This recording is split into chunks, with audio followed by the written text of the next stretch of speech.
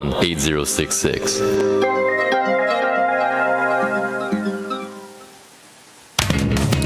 So we are back here with Nolan Randall from the band Plaid on Flannel.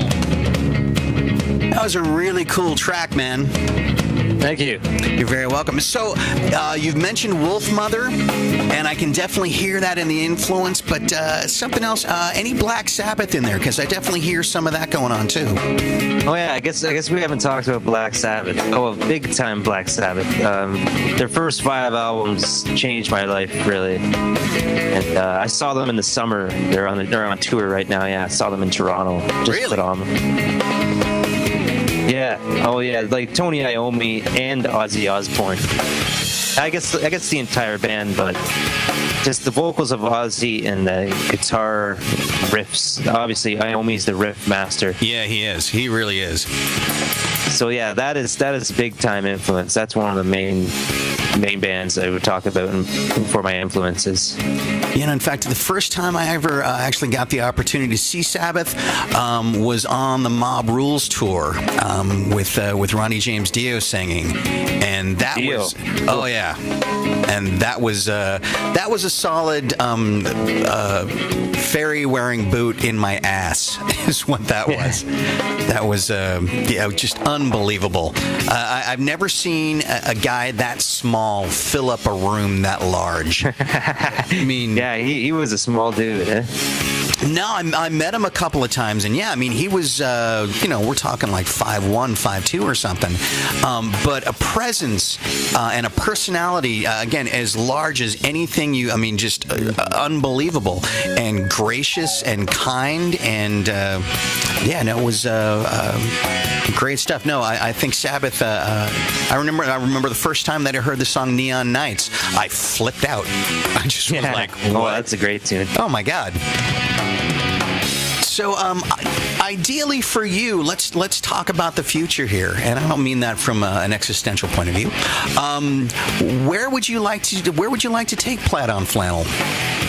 I'd like to take it into an actual band. I've never had a Plaid on Flannel band. I've really been a band leader before, but never had the members because I was in High Waters band for a few years. I was gigging with these older guys, getting the experience gigging.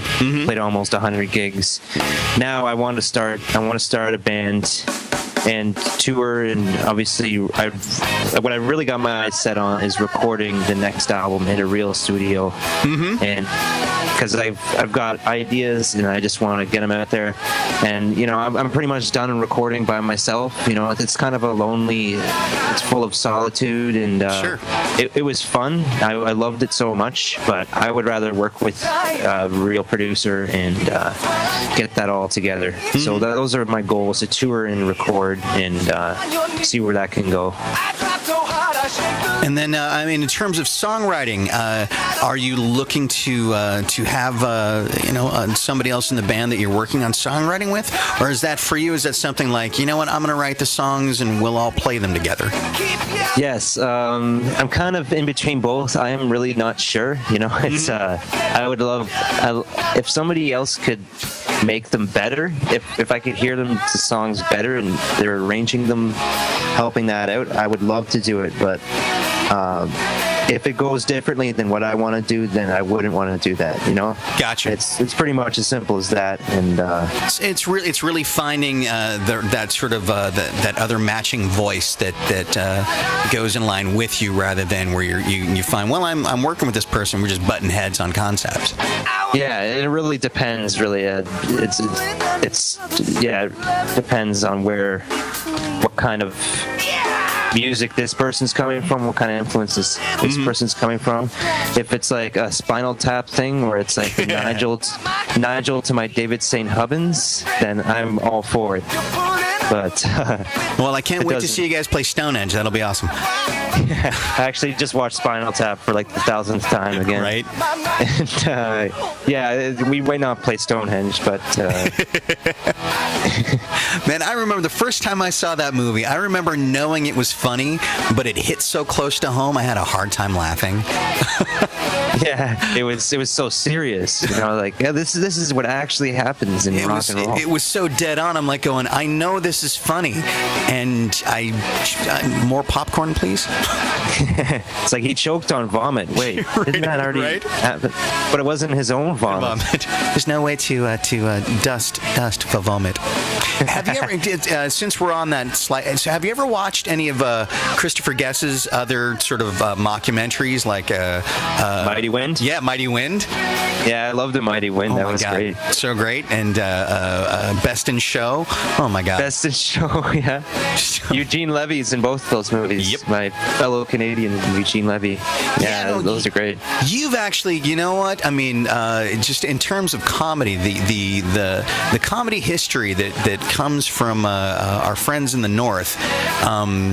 Boy, I can't tell you how many times, how many episodes of Second City that I've watched.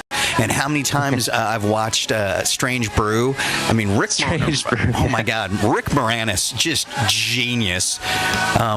Dave Thomas, too. Yeah. He's good. Yeah, I mean, all that stuff. I mean, I remember watching that. And when Rick Moranis started sort of getting some notoriety down here in the Ghostbusters movies, I'm like, you guys have no idea. There's like this history behind this one guy.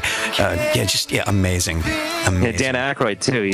Let's not forget it. Dan Aykroyd, Bill Murray. Let's see. Bill Murray's American, but I thought he was from. Could be Mike Myers, Jim Carrey. Yep. John Candy. Yeah, there's a lot. There's too many to mention. There's a serious comedian ass whooping coming from Canada, which is interesting because such a neutral country. Yeah, I guess we like to make light of everything and tell jokes. And well, you should. Personally, I'm for it. I think we could use to adopt a little bit of that. Everybody seems to take themselves very seriously down here.